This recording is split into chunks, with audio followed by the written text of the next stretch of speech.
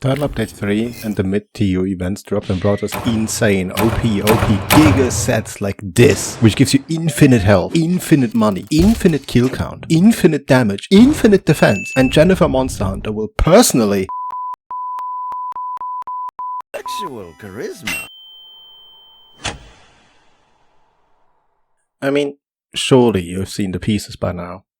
We're looking at Sidegrades again. 4 sets now stand out, being the standard set that everything will be compared to, a 2-piece Savage Omega variant for multiplayer, 4-piece Omega for an alternative playstyle, and this Abomination because of technicality. Let's go over them. For simplicity, I calculated against a theoretical average of relevant hit zones, which comes out to be a 54 for Sasch and 14 for each element, with just shy of 50k health. Such a theoretical monster would be slain in 29.7 FRS loops with the quote-unquote old standard set, and in 29.2 FRS loops with the new one. Sidegrades, people. Sidegrades. The assumed uptimes are 69% agitator, 21 and 70% for burst stages 1 and 2 respectively, 62% for latent power, 87% for max might, 78% for counter-strike, and 100% for guts. That's the average I got in the playtesting streams, linked below if you'd like to verify. The charm used for this set is Attack Boost 3 Agitator 1, which makes it a Rarity 8 charm, with as many 1 slots as you can find. Instead of Agitator, you can also roll Burst or Latent Power, and it'll still work.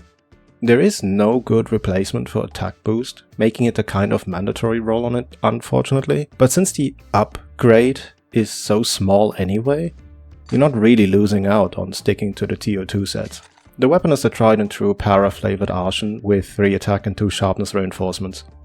Your main alternative is still Zoe, with some matchups such as Omega and Seregios preferring Laggy, and Blast and Sleep being relevant, albeit optional choices, for Arkweld and Ufduna, or Nuudra and Shubu respectively. Next up is a first, a multiplayer exclusive set. It features the 2-piece Savage Omega set bonus, Resonance. I will not be going over how it works exactly, instead I implore you to check Shinkri's video on it, first link in the description. Assumed uptimes are largely the same as before, with Resonance having assumed uptimes of 15% for near and 34% for far. I recognize that these might be on the lower end, as I've only tested in a 2-player scenario with Jack of Greatsword fame, but have been told numerous times it's better in 4-player situations. With the assumed uptimes, it will slay the theoretical average creature in 29.5 FRS loops, making it slightly, but not much, weaker than the standard set, with room for improvement if you can maintain the near bonus better. The required charm is Attack Boost 1. This is not optional, as not having this makes it always worse than the standard set, a level 3 slot and 2 points of either Counter-Strike, Max Might, or 1 point of each. The third and last genuine set is Greatsword's meta set. Jack of Greatsword fame has implored me to test this, as within Wilds, Greatsword and Swags had a history of sharing 1-for-1 the same sets. Not wanting this to end sooner than it has to, I tested it, not believing that it'll be any good, mind you, and was proven right. Let me explain. It slays the theoretical average hunt in 30-ish full release loops, so it is weaker than the previous 2. But it does something I've wanted from sets for a while now. It offers an alternative playstyle. The Blackest Night, TBN for short from here on out, is an item action. You'll generally want this on your hotbar when using this set. When using it, you will take a stance and spawn a shield.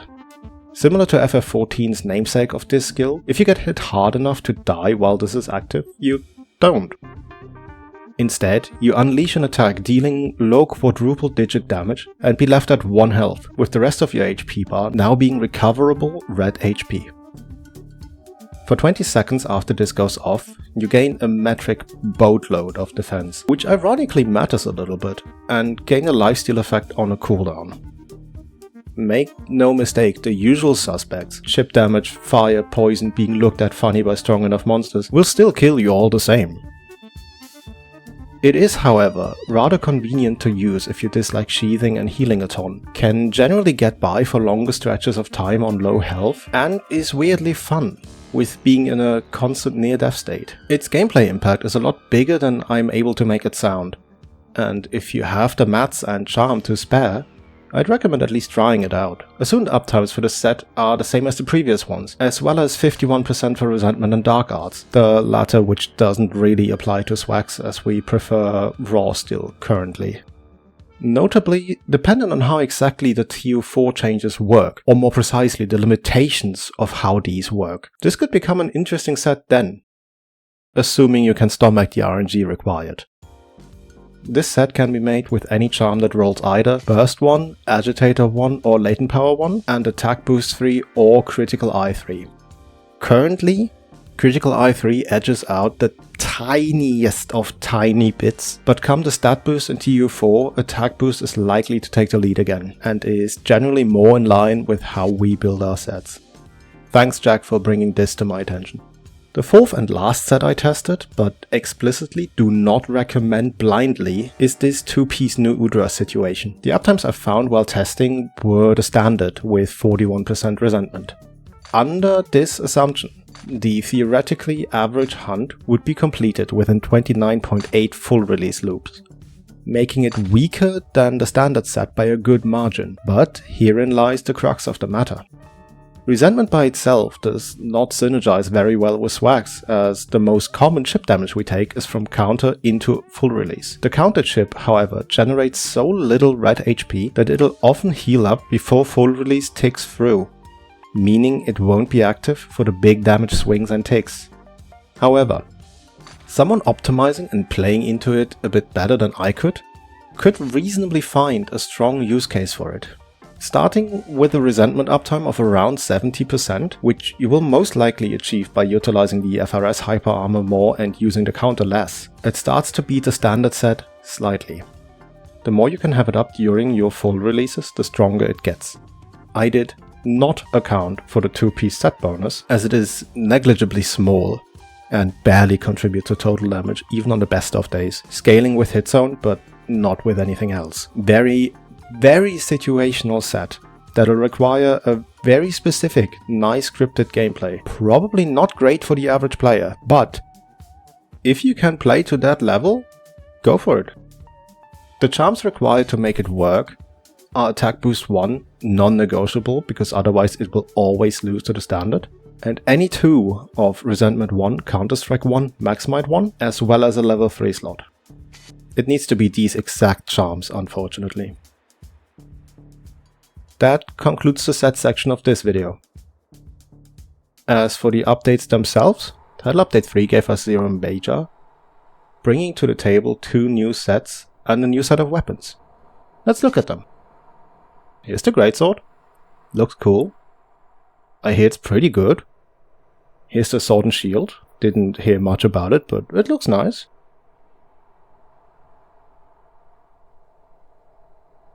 Naturally, the Dragoon Stick. Let's check out the Switch X. Capcom. What the actual fuck? Yeah, that's a decoration, we will deal with it. On a serious note, however, Omega has an axe in FF14, and it already looks like it could just morph into a sword. Couldn't be fucked to make it? Is it a license issue? Did the AI you use suggest it's a bad idea? It would probably suck ass, but at least it'd look neat. That's the third monster we're blatantly robbed of a visually cool weapon. Omega's hunt is rough. It's a never-ending clusterfuck of explosions, area denial and huge damage, which I find oddly enjoyable.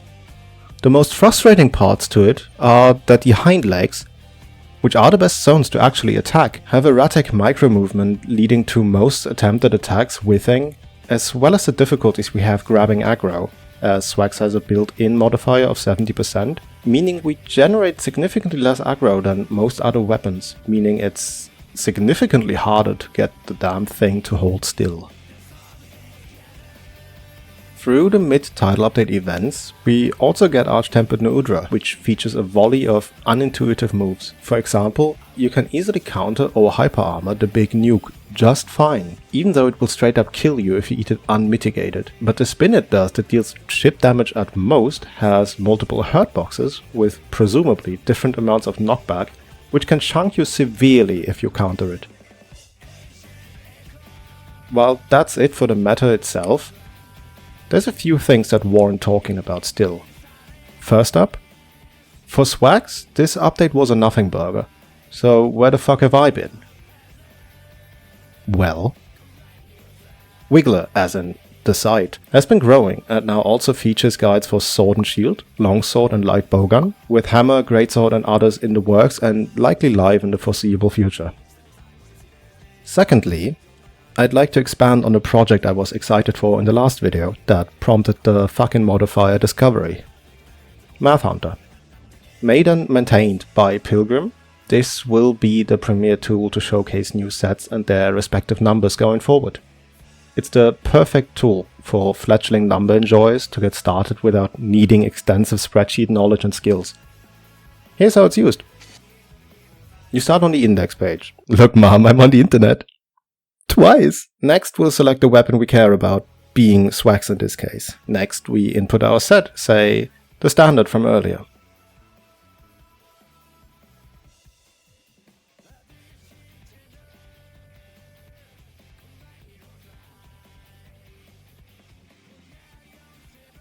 Then you'll notice the icons on the top. This one is for item related buffs, where we input what we use. This one is for food buffs. Another for horn songs.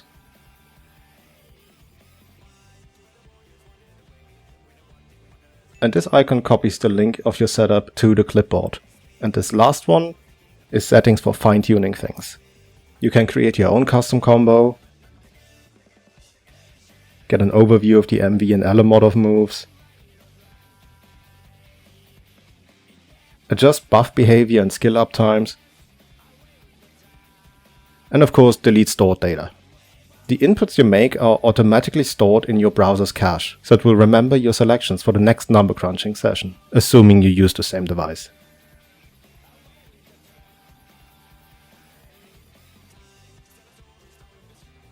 From here, we pick the target and are told how much damage we will deal on any particular hit zone, and in how many combos we will slay the target. All neatly packaged in an understandable, cohesive layout. Compare this to the spreadsheets I used to showcase in these videos. It genuinely is night and day. Thank you, Pilgrim and gang. You can find this as the second link in the description. Do note that it is still in active development, so things will change a little as time goes on. Both MathHunter and Wiggler operate on the same budget of $0. For the Europeans, that's approximately €0. If you find any issues regarding SwitchAxe in it, do let me know, either in the comment section, by email or Discord or Pigeon, I guess. Lastly, I'd like to give an outlook to Title Update 4, in case I get sucked up in other shenanigans again. Budget-wise, at the time of uploading this video, Swags can fit all the skills it cares about without using one armor piece, an entire unused piece of gear.